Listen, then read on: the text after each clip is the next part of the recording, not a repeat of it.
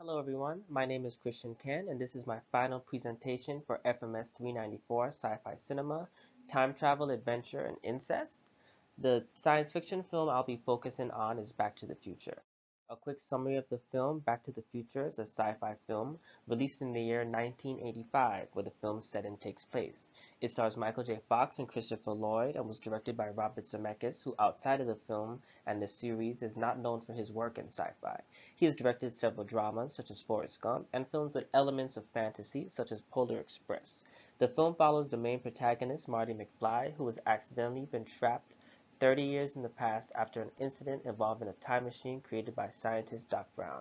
He accidentally interferes in his parents' meeting and must ensure that they still fall in love. Back to the Future certainly falls into the sci-fi genre, though it contains elements of comedy and adventure. It is considered a sci-fi film because it contains many of the semantics of the genre. First and foremost, the plot of the film, specifically the main conflict, completely revolves around time travel invented through the means of science. This is clear just from the film's title, Back to the Future. The conflict of the film is both caused and resolved using time travel. Due to this, there is a lot of discussion in the film about the future, the past, and timelines. In fact, timelines are a fairly important plot point in the film. The way Back to the Future explains time travel is that changing the past will change the future. Much of the tension of the film comes from Marty having to try his best not to change anything, which of course he eventually does by interfering in the meeting of his parents, and now he has personal stakes in it because if he cannot restore the timeline, he will be erased from existence. One of the main characters, Doc Brown, is a scientist and he has many gadgets, gizmos, and experiments, at the forefront being the DeLorean that he turned into a time machine, powered by a flux capacitor. We see in the film that his house and garage are filled with experiments, which we can see in this clip I will play for you. Doc? Don't say a word. Doc! I don't want to know your name. I don't want to know anything about you. Listen, Doc. Quiet. Doc. Don't Doc, tell me anything. Doc, Quiet. Quiet. I'm going to read your thoughts. Let's see now. You come here from a great distance? Yeah, exactly. Don't tell me. You want me to buy a subscription to the Saturday Evening Post? No. Not a word, not a word, not a word now. Quiet. Donations. You want me to make a donation to the Coast Guard Youth Auxiliary? Doc. I'm from the future. I came here in a time machine that you invented. Now I need your help to get back to the year 1985.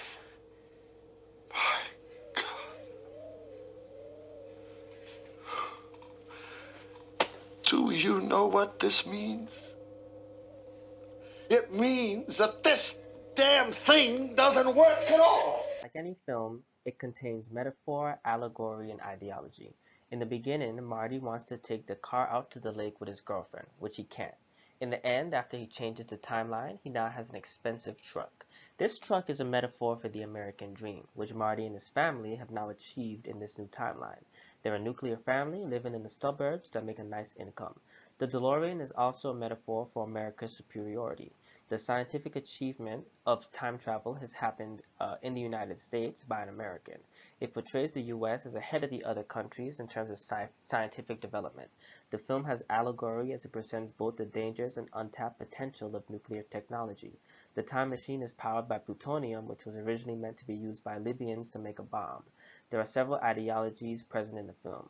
First, what is ideology? Sean Griffin and Harry Benshoff describe it as a system of beliefs that groups of people share and believe are inherently true and acceptable. For instance, Libyans in this film try to make a bomb which supports the stereotype that all Middle Easterners are terrorists. There are negative connotations associated with incest in this film. Marty's mom ends up falling for him, which is played for laughs in the movie, but the film presents this situation as bad, and Marty finds it to be very gross. Stalking is not necessarily portrayed as a bad thing. It's more of a quirky thing someone does when they like someone instead of a crime. The film also believes that good guys should be rewarded and bad guys should be punished. This reward always comes in the form of material things, such as the truck, and the bad guy in the end is now poor and works for Marty's family. Some of the representations of gender in Back to the Future can be considered dated and traditional. In this case, the representation comes in the form of script writing, portrayals, and depiction. Women are represented as prizes to be obtained. Both George and Biff, our good guy and our bad guy, are pining after Lorraine, and you know in the end that one of them is going to end up with her. You also notice that they both mainly like Lorraine because they think she's pretty. In fact, all the girls which this movie portrays as attractive are feminine and ladylike. Marty's sister, for example, is portrayed as not feminine and unattractive in the original timeline, and more feminine and attractive in the altered one. Lorraine in many ways is a damsel in distress.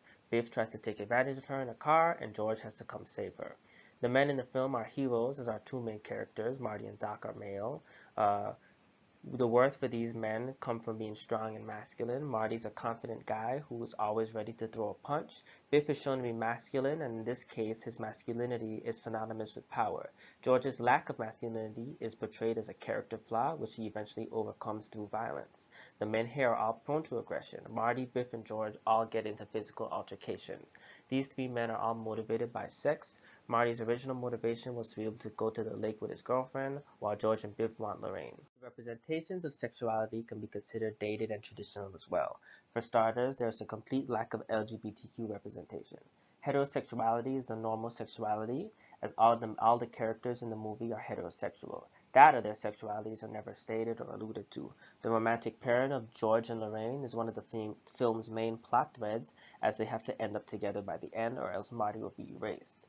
There's also some slight incest, as Marty's mom falls for him, and they even share an awkward kiss, and the pairing of these two is also heterosexual. The racial representations can also be seen as problematic. As stated, the Libyans in the film are portrayed as violent terrorists. They dress in stereotypical terrorist garb. Their presence alludes back to the idea of American superiority, as foreigners are portrayed as dangerous, as something to be feared. White people are portrayed similarly to heterosexuals, as all the main characters in the film are white. Unlike the other films, they are not stereotyped. The white people are portrayed as the normal race. African Americans are also stereotyped, though they are not portrayed as antagonists. The film depicts them as reefer smokers, which is of course marijuana, and this reinforces the idea that black people smoke a lot of marijuana. There are no people of color in the main cast, and in this case, black people are placed in supporting roles. This plays into the idea of tokenism, which Noah Berlatsky describes as one of the 4 ways sci-fi films handle race. In this sense, the black people are there to fill a quota as opposed to being part of the main narrative. This serves an example of what Adilfu Nama discusses in Black Space, of black people being continuously excluded from sci-fi films. A progressive idea is presented here, as a black busboy in the 50s is able to build himself up and become a mayor in Marty's town by the year 1985. Class is represented in this film. In the beginning, Marty and his family are members of the lower class. They don't have a nice house or a nice car.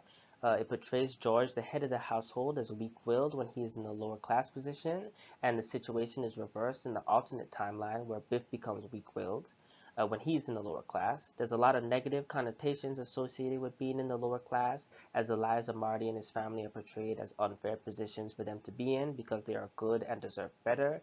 This film equates good with more money and material things. In the end, the main antagonist is punished by getting his wealth and power stripped from him and joining the lower class. The middle class is not too relevant in the film. Lorraine's family seems to be middle class, and they are a typical suburban family with a comfortable life. The upper class is portrayed as people in positions of power. This is where Biff starts the film, and eventually George joins the upper class and gains the power over Biff. The upper class version of George is confident and strong-willed, and completely opposite to his lower class version. In the end, being in the upper class is presented as something to strive for, as our main characters find happiness once the film rewards them with financial wealth. Artificial intelligence and transhumanism are not major factors in the film. There are no representations of artificial intelligence at all. The only example of transhumanism would be the mind-reading gizmo that Doc fails to create in the clip. This device would be transhuman, as it would enhance the capabilities of the human brain. Technology in general is extremely important throughout the film, as Doc makes many inventions. The entire plot of the film is put into motion because of technology, this case being the time machine and the flux capacitor. The film presents some ideologies, such as the dangerous ramifications of technology's misuse. As we see in the film, people are almost written out of existence because of it. The dangers of nuclear technology are present, as the film mentions its use to create bombs. Doc Brown constantly mentions that it is essential that the time machine not be used to change the natural order. Much of the film's plot revolves around restoring that natural order. Back to the Future has spawned 2 successful sequels titled Back to the Future Part 2 and 3. There was a video game that served as a follow-up to the third film. It is not necessarily canon to the movies, but it gives the fans a taste of what a fourth film would have looked like. There was a short-lived animated series in the 90s. This too was a follow-up to the third film, but the producers insist that it is not canon. The franchise was very impactful. Collectively, all three movies have grossed over $900 million. The film is viewed in popular culture as a classic in sci-fi and it is often cited as Robert Zemeckis' best film. It helped transition Michael J. Fox from TV to being a film star, as well as propel the careers of Crispin Glover and Liam Thompson. The DeLorean has also become an iconic image in popular culture. It is often referenced and parodied in the media. Here is my bibliography. Thank you for listening to my presentation.